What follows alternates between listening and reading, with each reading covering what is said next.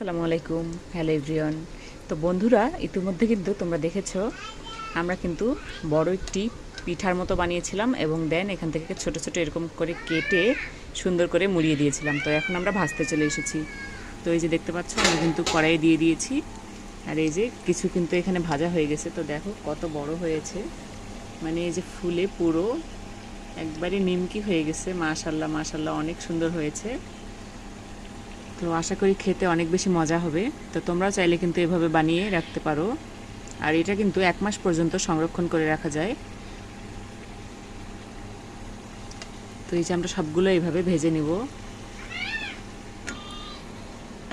তো এই নিমকিগুলো কিন্তু হালকা আছে সুন্দর করে ভেজে নিতে হবে, অনেকটা সময় নিয়ে ভাজতে হবে, তাহলে কিন্তু কুড়মুড়ে হবে এবং যখন ব্রাউন কালার চলে আসবে তখনই কিন্তু নামিয়ে ফেলতে হবে।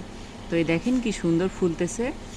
তো মাশাল্লাহ, এত সুন্দর খাবার বিকেলের নাস্তায় চায়ের সাথে খেতে পারেন। আবার হালকা খিদের জন্য এরকম নাস্তা কিন্তু একদম পারফেক্ট। তো ভিডিওটি ভালো লাগলে অবশ্যই লাইক কমেন্ট শেয়ার করবেন। সবাই ভালো থাকবেন, সুস্থ থাকবেন। আল্লাহ হাফেজ।